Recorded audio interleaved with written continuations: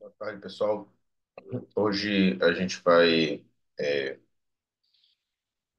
falar sobre a dinâmica de corpo rígido, parte um, certo? A gente vai falar aqui da parte teórica aí de vários assuntos, né? Dentre eles aqui os eixos de inércia principal, que foram que apareceram no sumário, e depois vamos colocar isso em prática alguns exercícios. Então vamos lá. Bom, a primeira pergunta que a gente pode fazer é como a gente pode descrever a dinâmica de um corpo rígido? O objetivo nosso é esse, descrever a dinâmica do corpo rígido. O que é um corpo rígido, então, gente? Um corpo rígido é um conjunto de partículas cujas distâncias relativas são restritas a permanecerem fixas. Então, a distância de uma com respeito à outra se mantém sempre fixa. Então, por exemplo, esse retel aqui, tá? Quando você o desloca da esquerda para a direita, as partes deles se movem solidariamente e elas não se deslocam uma em relação à outra. Tá? Óbvio, trata-se de uma idealização, como grande parte dos conceitos físicos, que ela ignora os movimentos microscópicos, por exemplo. É, Como os corpos rígidos são sistemas de partículas, é importante que a gente entenda que, em muitos casos, tá, a gente vai precisar transformar algumas somas em integrais. Então, alguns conceitos importantes aqui para o estudo do corpo rígido é o momento de inércia, tá, que você já estudou na Física 1, a velocidade angular, a quantidade de movimento e o torque. Quantidade de movimento vamos entender como momento angular ou momento linear. Então, como é que a gente faz essa descrição? Na semana passada, na aula sobre sistemas de referência inerciais, a gente viu que a gente podia fazer a descrição de um sistema giratório que se translada no espaço com o uso de dois sistemas de coordenadas. Um vinculado ali a um corpo girante, um sistema girante de coordenadas, tá?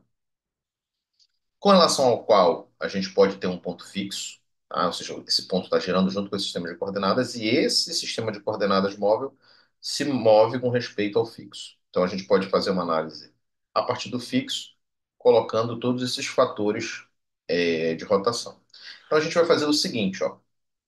A gente vai considerar uma translação linear de algum ponto do corpo, mais a rotação em torno desse ponto. Então a gente vai decompor o movimento do corpo rígido em duas partes. A translação, tá, de um ponto, mais a rotação em torno desse ponto. Em geral, esse ponto é o centro de massa. Então, a maneira com que a gente fez a descrição na aula 9 sobre sistemas de partículas, ela é importantíssima aqui para você entender, né, essa ideia. A gente localiza o centro de massa, tá? O centro de massa, em geral, vai estar na origem do sistema giratório. E todo outro movimento é entendido como de rotação das partículas né, do corpo rígido com respeito ao centro de massa. Então, isso é uma coisa bem conveniente de se fazer. Então, a gente vai usar para descrever a rotação dois sistemas, sendo um fixo, inercial, e o outro fixo em relação ao corpo. Tá? E está girando junto com o corpo.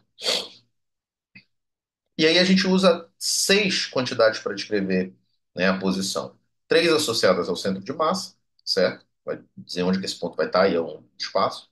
E três que vão determinar a orientação do sistema de coordenadas angulares do corpo em relação ao sistema inercial. E a gente vai chamar aí de ângulos de Euler. Mas os ângulos de Euler a gente vai trabalhar só na próxima aula, tá? Porque eles são uma coisinha um pouquinho mais complexa, envolvem um pouquinho aí de trabalho com álgebra linear, com álgebra de matrizes. E aí a gente vai entender bem direitinho, né, posteriormente. Hoje, a gente vai trabalhar o que a gente chama de tensor de inércia. Lá na Física 1, você deve ter visto uma relação sobretudo, entre o momento angular e a velocidade angular, que quando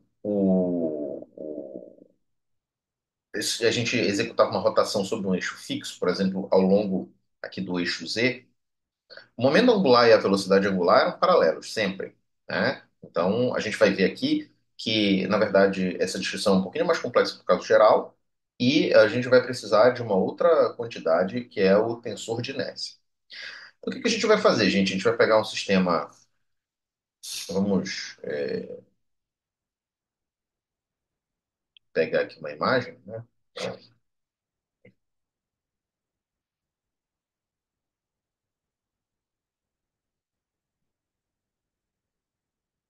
Aqui no próprio livro.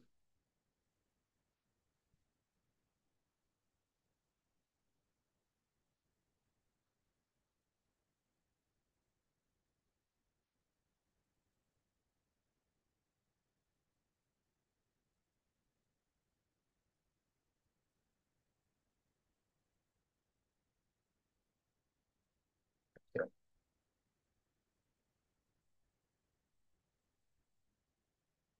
ó. Aqui, ó. Nosso sistema de coordenadas, né? Pronto. Então, o que a gente vai fazer aqui? Vai pegar um sistema de coordenadas girante, vai pegar um sistema de coordenadas fixo e considerar que esse sistema girante se localiza em relação ao fixo com um vetor posição R que vai variando ao longo do tempo. Então, naturalmente, a gente vai colocar muitas vezes o centro de massa bem aqui. O que a gente vai fazer? Né? Considerar, considerar aqui que a velocidade de uma partícula alfa, tá? De sendo alfa uma de n partículas, então, por exemplo, a partícula um é a partícula alfa igual a um, a partícula 2 é a alfa igual a 2. Vamos supor um sistema de n partículas, de massas m alfa ou mj, aí, né? A velocidade da alfaésima partícula vai ser a velocidade de translação do sistema mais a rotação dessa partícula, tá? Que está aqui num sistema girante, que tem velocidade angular ômega de rotação, tá? Vezes a posição dela. Então, aqui, ó, no sistema fixo, tá? E todas as medições que agora a gente vai fazer vão ser feitas no sistema fixo. Ela, essas medições, elas vão nos dar a velocidade aqui, ó, da partícula alfa. Então, quaisquer outras partículas vão ter essa mesma forma aqui. A energia cinética, tá, gente? Ela é meio de mv alfa ao quadrado, a energia cinética da partícula alfa. A energia cinética total do sistema é a soma das energias cinéticas dessas partículas individuais. Então a gente vai fazer aqui, ó, meio da soma de m alfa v alfa, tá? Ao quadrado. Só que v alfa ao quadrado assume esse formato aqui, ó, vt mais ômega r quadrado. Vamos lá, gente. O que que acontece aqui, ó? Quando a gente for aplicar isso aqui ao quadrado, né, é um quadrado de uma soma, o VT, esse aqui vai ficar V ao quadrado, mais o módulo desse vetor aqui ao quadrado, tá, porque é o produto escalar dele por ele mesmo. Então, vamos fazer aqui no Word, né?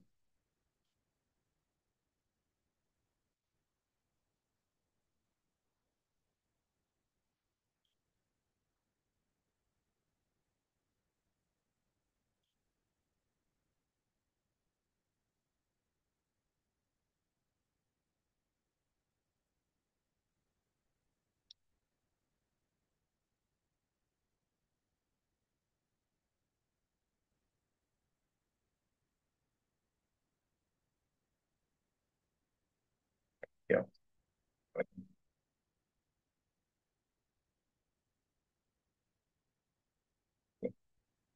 Então, vou colocar aqui, ó,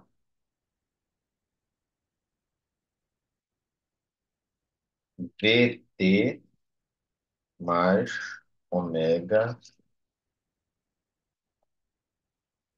vetorial R alfa, né? Isso aqui ao quadrado vai ser produto escalar com isso aqui. Então, ó, V escalar V vai ser VT ao quadrado, tá? Mais V escalar ômega R,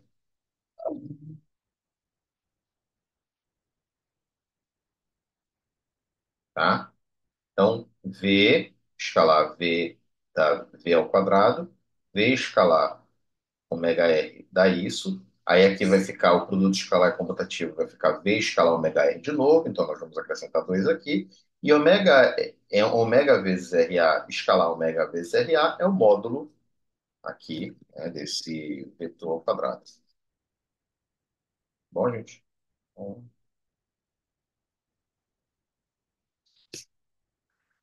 é por isso que fica essa coisa complexa aqui, né? Olha aí que coisa legal agora a gente vai ter. Bom, esse do meio aqui, tá? Se você for ver, VT é uma velocidade que independe da velocidade das partículas. Todas elas, de certa maneira, estão com essa componente, vamos dizer assim, VT, né? Essa parte VT aí, tá? Então ela não depende da partícula, da alfaésima partícula. É a velocidade com que esse sistema em rotação está se movendo. Então, elas estão solidárias a esse sistema. O ômega também não tem nada a ver com alfa, porque é a velocidade de rotação do sistema de coordenadas. Aí R alfa é a única coisa que sobra. Então o que que acontece aqui, ó? Esse termo,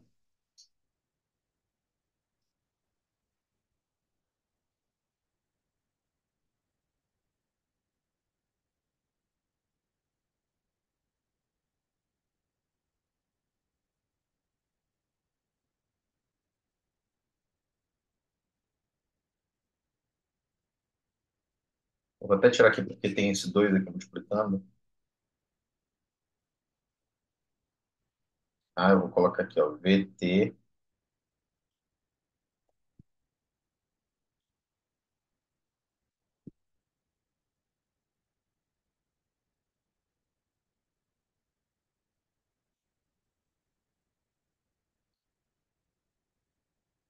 C0 e ômega,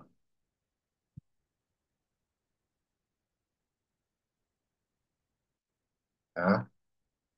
Aqui o vetorial MR, M alfa, R alfa,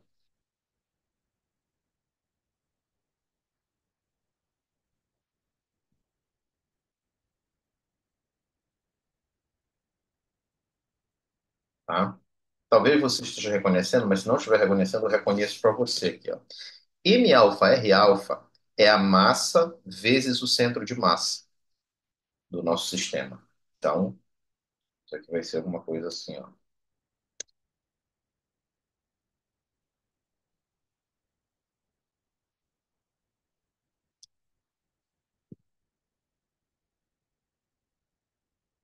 Beleza?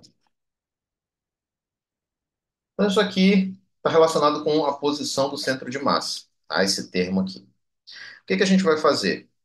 Como a gente vai selecionar o centro de massa sendo a origem do sistema do corpo, tá? Então, o centro de massa ele vai estar junto com o corpo rígido, tá? Junto com ele vai estar na origem do sistema do corpo, que é aquele sistema giratório.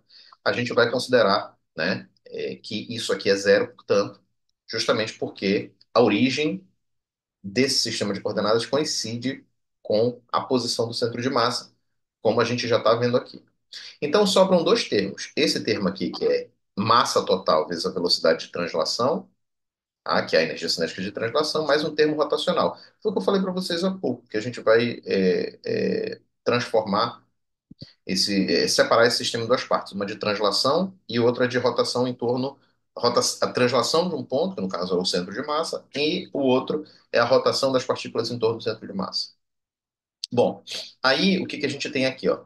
A gente tem esse termo, né? Esse segundo termo aqui, M alfa, o módulo quadrado de ômega vezes R alfa, tá?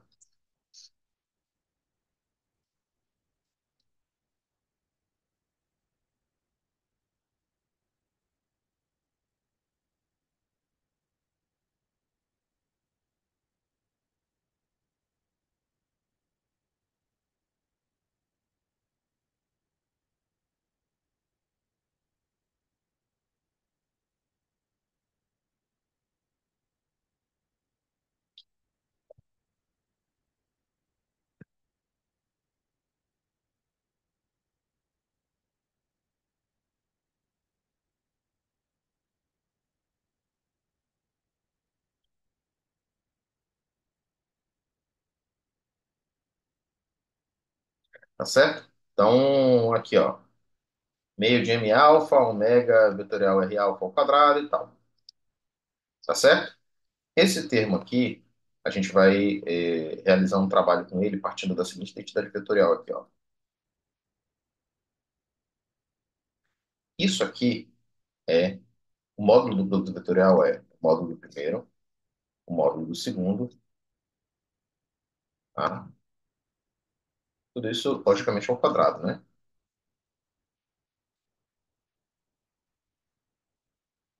Vezes o seno do ângulo θ, que é o ângulo formado entre eles, tá? Então, naturalmente, você pode escrever isso aqui assim, ó, como ômega quadrado r alfa ao quadrado seno ao quadrado de θ. Só que o seno quadrado de θ é um menos cosseno ao quadrado de θ. E aí a gente consegue escrever isso de uma forma bem interessante aqui.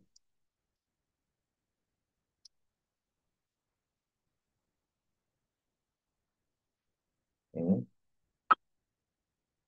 menos cosseno ao quadrado de θ. Beleza? Então, tecnicamente, não fizemos nada senão manipular definições. Isso aqui vai ficar ômega ao quadrado r alfa ao quadrado menos isso aqui, cosseno ao quadrado de θ. Que você talvez já esteja reconhecendo como ômega ao quadrado r alfa ao quadrado menos o módulo, módulo não, menos o produto escalar de ômega por alfa.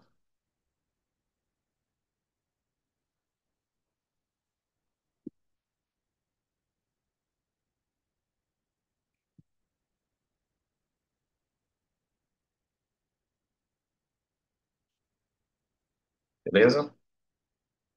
Certo. Agora nós vamos trabalhar com esse termo dessa maneira.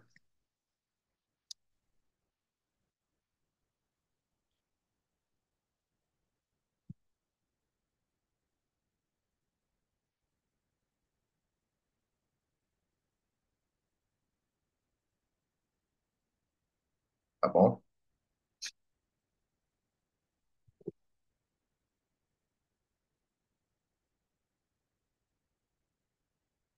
E aí, o que que nós vamos fazer? Nós vamos usar uma notação de somatório para nos referir, né, a essas coisas. Tá? Vamos usar o vetor R alfa, né? Que é escrito como X alfa I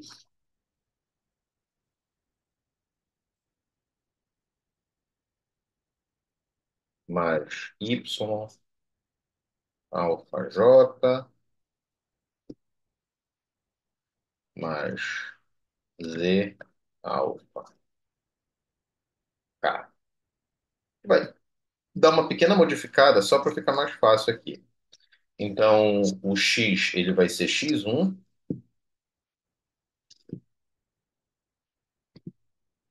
X vira X1, Y vira X2 e Z vira X3. O I vira E1,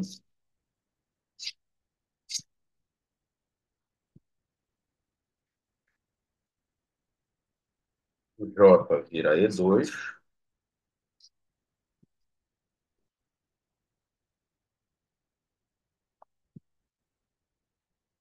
e o K vira E3.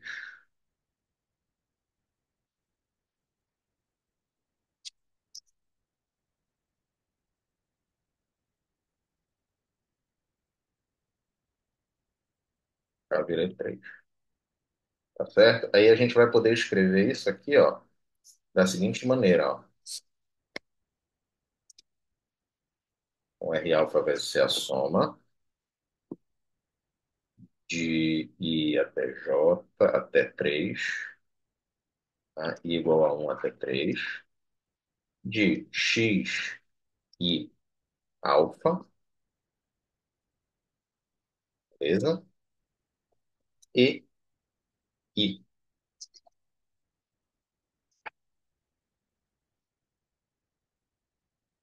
E-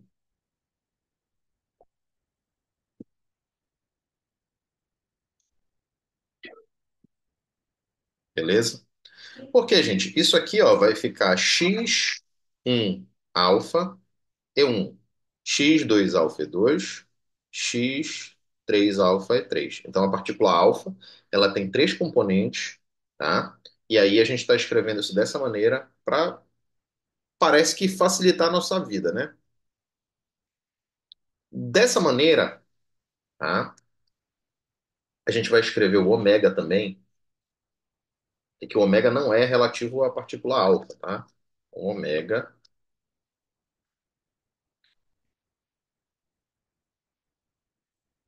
ele vai ser, ó, a soma de um e até 3 e igual a um até 3 porque a velocidade angular tem três componentes, de ômega e I, beleza? De maneira que módulo quadrado disso aqui, R alfa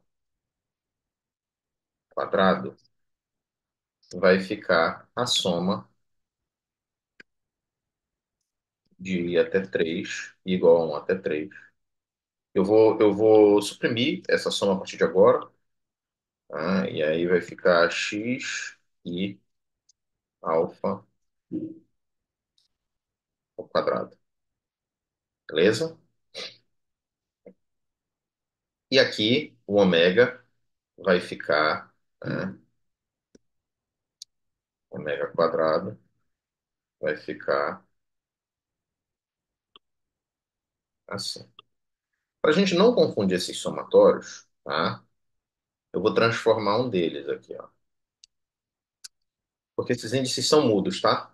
Então pode ser tanto i quanto k quanto j. Então o que que eu vou fazer? Ao invés de escrever aqui ômega i, eu vou escrever aqui ômega j, tá?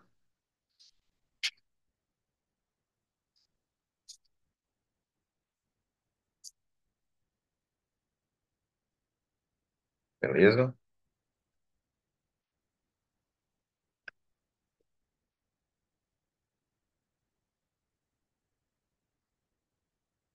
Tá, não, minto. Eu vou deixar esse i mesmo e esse aqui que fica k. Eu estava usando a notação k aqui nas minhas contas. Não confundir depois, né? K, e aqui K, e aqui K. Beleza? Então tá. Vamos colocar aqui.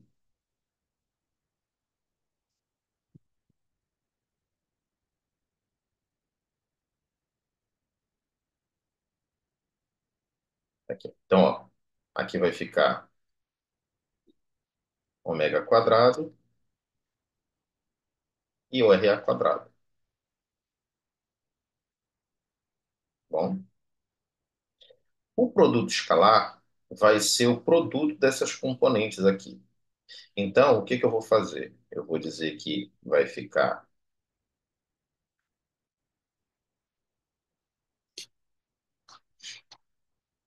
e tá ao quadrado, né? Então, eu vou dizer aqui, ó,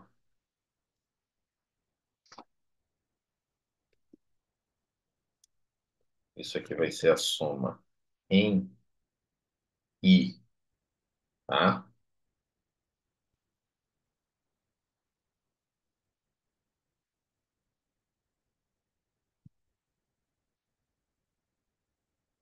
De ômega I,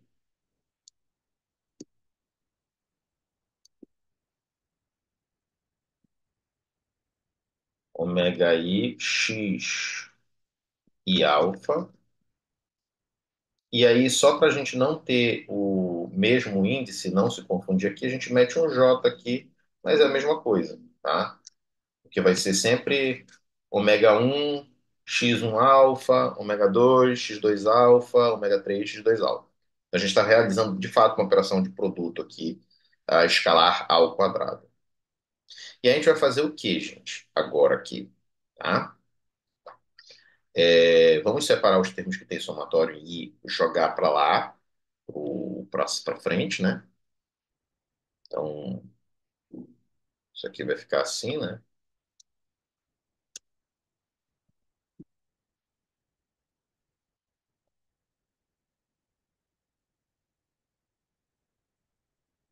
Isso aqui vai ficar assim, ó. Soma,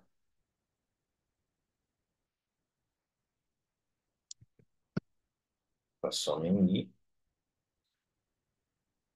Aí vamos colocando tudo aqui para dentro, né? Aí essa soma vai sumir, essa soma vai sumir. Aí a gente tem uma soma aqui e uma soma em J, né? O que que eu vou fazer? Eu vou chamar isso aqui, né? Vou dizer que é ômega i, ômega i, tá? E aí eu vou dizer o seguinte, vou usar aqui a delta de Kronecker, tá? E vou escrever isso aqui, a soma em J de ômega J, delta i J. Por quê, professor? Porque isso aqui, ó, somando, eu vou somar em J, de 1 até 3. Só vai sobrar o termo delta J igual a I, tá? Que são os termos iguais aqui. Então, qual é o objetivo de fazer isso? Para que a gente consiga trabalhar com esses dois somatórios aqui. Então, aqui, ó, eu vou botar o J logo bem aqui. Então, aqui vai ficar ômega I, ômega J, delta IJ, beleza? Aí, né, nós vamos colocar em evidência o somatório em J, né? Então já vamos tirar esse aqui daqui, né? Só deixar esse somatório em K que sobra, beleza? Aí eu vou pegar o ômega I, ômega J, vou colocar em evidência, tá? E aí a gente vai chegar numa coisa bem interessante, tá?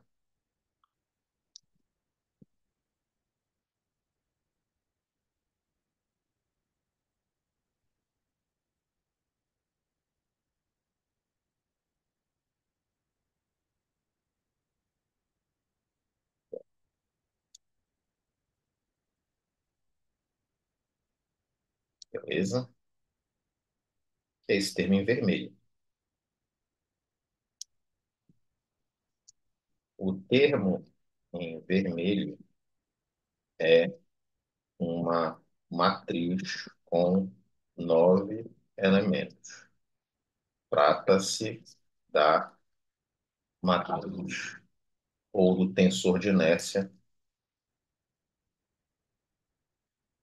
Lembrando que a matriz é um tensor de ordem 2, é um tensor de inércia do sistema. Aqui, ó, eu vou dizer que I e J, tá, assume esse formato. E nós podemos escrever, né, finalmente, tá, a energia cinética de rotação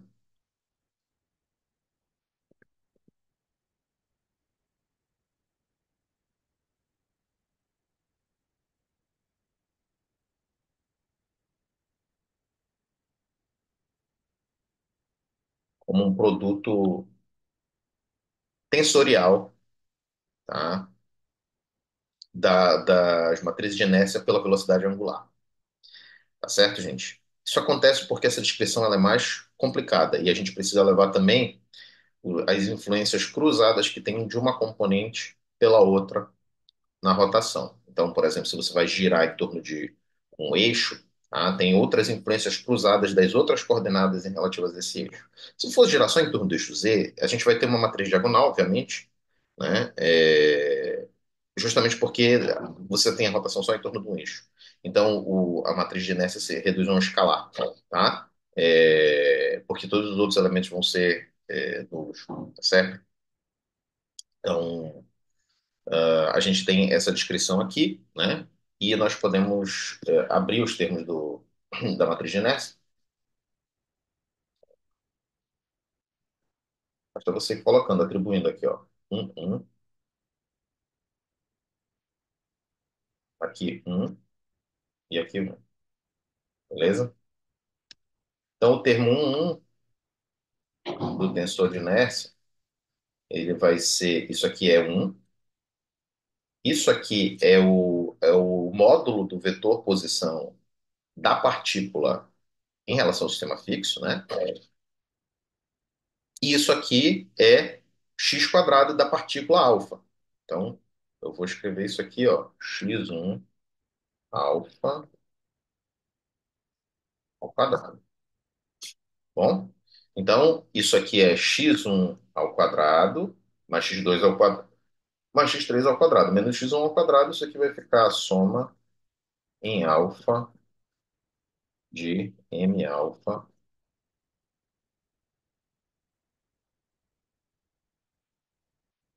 ah,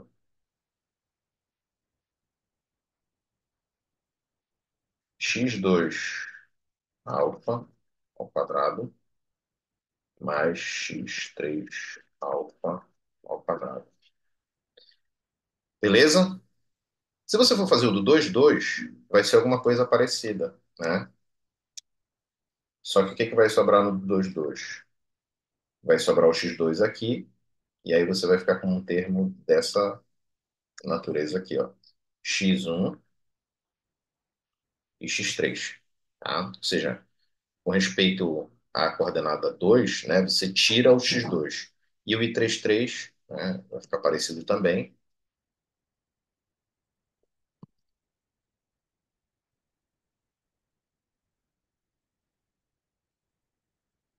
X1 alfa e x2 alfa. E os termos cruzados também são parecidos.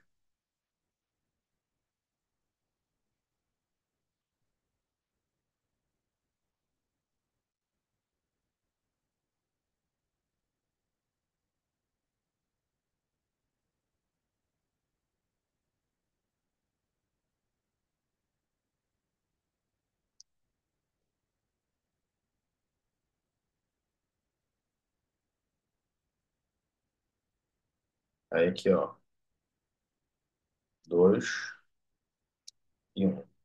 Como essa delta ela tem índices diferentes, esse termo se anula, tá? Então, vou botar aqui, ó, corta ele e sobra menos soma em alfa de m alfa x2 alfa x1 alfa, beleza? Se você for ver, né, esses termos também são simétricos. Se você jogar aqui, ó, 2 1, aqui vai ficar 2 1, ele vai ficar o mesmo resultado, tá? Então, eu já vou colocar aqui, ó, que i 2 é igual a i2 1, beleza? O 3, né?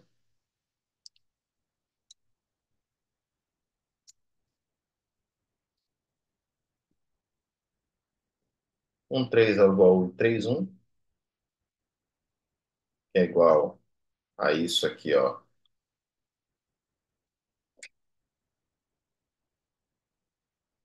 3 e 1. E o 2 3, né, vai ficar a mesma coisa aqui, o 3 2. Aí você só troca o 1 aqui pelo 2, né? Veja, você tem aqui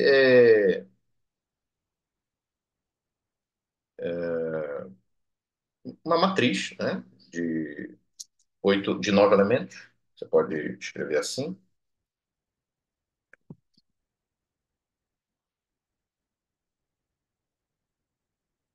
Não, não era isso aqui, era double. O MathLib é no...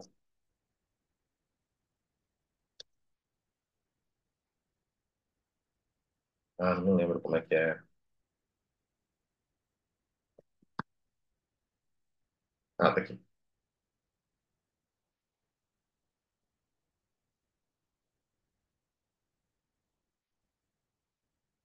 Eu vou botar. Agora, vou baixar um pouco aqui.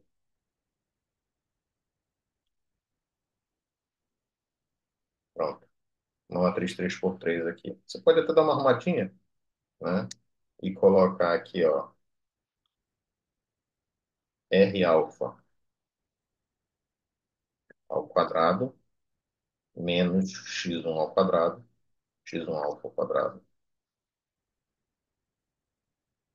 tá bom? Aqui, menos x2 e aqui menos x3, beleza? Aí você vai colocando aqui os elementos, né? X1, 2 e o x2, 1. Aí se quiser intercambiar, tanto faz, porque eles são a mesma coisa, né?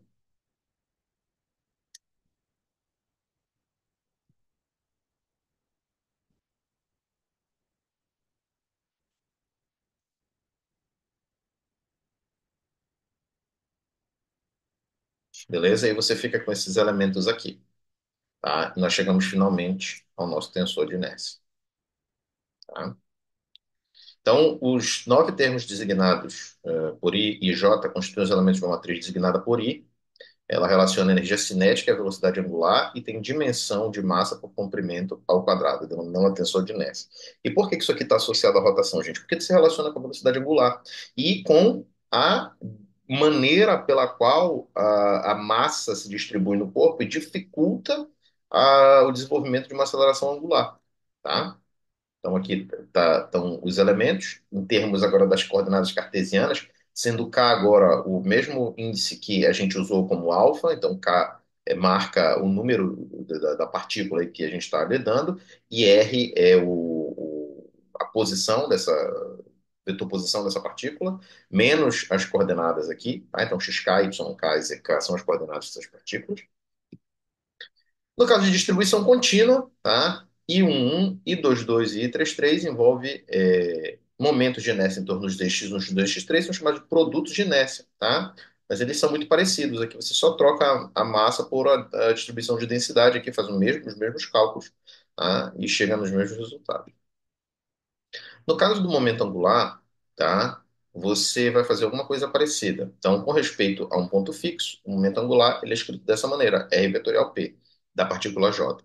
Então, esse ponto tem duas escolhas, né? Se um ou dois pontos forem fixos no sistema fixo, o ponto O vai coincidir com ele. Então, tem até um dos exemplos, né, que são apresentados no livro, você pode ir lá verificar, né, que o ponto vai coincidir com ele. Se não tiver um ponto fixo, o ponto escolhido vai ser o centro de massa. Então, tem duas escolhas só, né, para os pontos fixos. Então, o momento linear escrito em MVJ, você vai fazer a mesma coisa aqui, só que agora, né, você vai chegar numa equação vetorial e você vai tratar componente a componente e você vai conseguir relacionar, tá, da mesma maneira que a gente trabalhou aqui, o momento angular e o momento e o, não, desculpa, o momento angular e o momento de inércia, tá? Ou tensor de inércia, tá? De maneira que, olha o que é interessante. L é o produto de uma matriz por ômega. Não necessariamente você vai ter sempre, tá, o momento angular e a velocidade angular na mesma direção. Isso só acontece no caso restrito em que o eixo for fixo e gira, a rotação ocorre em torno somente de um eixo. Pode ser que você tenha uma velocidade angular numa direção e um momento angular na outra, tá? E você pode também calcular aqui a relação entre o momento angular e a energia cinética por meio dessa expressão aqui, que é um ômega escalar L. Bom, existe também uma condição que a gente chama, não é bem uma condição, né? Existe um conjunto de eixos que são interessantes de você olhar quando você vai resolver o seu problema de corpo rígido, são os eixos principais. Os eixos principais, eles são eixos que são obtidos por meio da transformação aí por meio da matriz de inércia. E em torno dos eixos principais, o tensor de inércia é diagonal. Tá? Então, existem operações que a gente pode fazer para encontrar aí esses eixos principais em torno dos quais o movimento fica mais simplificado. Então, a iésima componente do momento angular é paralela à velocidade angular nesse caso. A energia cinética de rotação se relaciona às velocidades angulares de forma mais simples. Tá? Então, sob que condições se anulam os produtos de inércia? Tá? Corpo rígido rotacionando em torno de um eixo principal, aí o determinante se anula, tá? Relações entre velocidades angulares para a determinação da direção do eixo. Você trabalha com aqueles famosos cossenos dos ângulos diretores, tá? E a gente não pode esperar que as componentes da velocidade angular sejam determinadas, pois isso implicaria em determinar o movimento a partir da geometria. Não tem como a gente determinar as componentes da velocidade angular, somente as razões entre elas. Tá certo? Então, em geral, existem formas de a gente trabalhar com esse corpo rígido, a gente vai ver depois as equações de Euler, o corpo rígido, para a gente trabalhar a dinâmica desse sistema. Tá certo? Então, em geral, os objetos têm forma regular e podemos determinar seus eixos principais através da simetria. Por exemplo, um sólido de revolução. Um eixo é paralelo ao eixo de simetria e os outros perpendiculares a esse. Então, tem três casos interessantes que a gente vai trabalhar na próxima aula. O peão esférico, tá? Que é o momento de inércia dos eixos principais iguais. O peão simétrico, quando dois são iguais e um é diferente. O peão assimétrico, os três são diferentes. E o rotor, um é nulo e os outros são iguais. E aí aqui a gente tem alguns exemplos, né, que você pode aí fazer em casa, né, e eu vou dar aqui o direcionamento para cada um deles. Então, o fio enrolado no cilindro, um fio está preso no teto enrolado em torno de um cilindro homogêneo de massa M e raio R, determine a tensão do fio à medida que cai, liberado do repouso, determine as acelerações angular e linear do cilindro, a velocidade angular em torno do centro do cilindro. Então, qual é a primeira equação que você vai usar aqui, ó? A força, né? Então, massa vezes a aceleração é mg menos a tração. Existe um torque sobre esse disco, porque esse disco ele está preso aqui a um fio, né? Então ele vai sendo sofrendo ação de um torque. Esse torque é o raio vezes a tração. E quem está promovendo esse torque é a tração. Não tem torque promovido produzido pela gravidade. Então a gente relaciona isso aí vezes a velocidade angular, e isso acontece porque a rotação é em torno de um eixo fixo. Tá? Então todo aquele tratamento que a gente deu é um caso se reduz a isso aqui, é um escalar. Então a gente usa as condições de que ele é liberado do repouso, y de zero é zero, tá? E a velocidade inicial dele também é zero para obter a seguinte equação aqui, ó. Y dois pontos é meio, dois terços de G. Claro, o que que a gente faz aqui? A gente insere essa equação aqui que desvincula o problema e relaciona a velocidade angular com a aceleração angular com a aceleração linear do objeto para obter que y dois pontos é dois terços de G. Naturalmente, a gente vai obter que a aceleração angular é 2 terços de g dividido por r, porque a relação entre eles é tal qual a do rolamento sem deslizamento. Então, a velocidade angular pode ser escrita, desculpa, a aceleração angular pode ser escrita como y dois pontos, a velocidade linear, desculpa, é r teta dois pontos, teta dois pontos.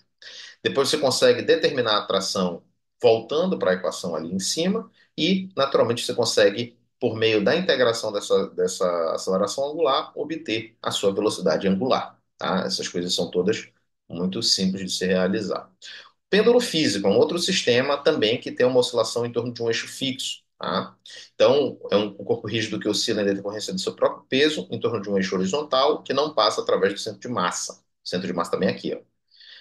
Determine a frequência e o período de oscilação do sistema. Então, você vai escrever a Lagrangiana aqui, né, como sendo a energia cinética que puramente de rotação, então é meio de I θ ponto ao quadrado, mais mgl cosseno θ, que é o torque, né? Nesse caso aqui, a energia potencial vai produzir um torque, né? Então, isso aqui é a energia potencial, mgl cosseno θ. Você vai aplicar a equação de Euler-Lagrange, né, para você verificar, né, uma equação semelhante à do pêndulo simples, mas com a frequência angular aqui adaptada. Você faz as pequenas oscilações e obtém essa equação diferencial. E aí, a interpretação que a gente chega é que o pêndulo físico oscila como um pêndulo simples de frequência angular quadrada, mgl dividido por I, onde I é a inércia rotacional desse cilindro. Outro exemplo também, tá, gente, é o do tensor de inércia de um cubo, tá? Cujo de massa m e lado B, cujo vértice está na origem. Então você pode ver facilmente que os eixos principais, né, que são os eixos diagonais aqui, eles vão ser todos 2 terços de mb quadrado e os eixos cruzados é menos meio, um quarto de mb ao quadrado. Ah, como é que a gente obtém isso aqui, né? Vai aqui lá nos produtos de inércia, aí aplica I11. Você bota delta 11, x1, dv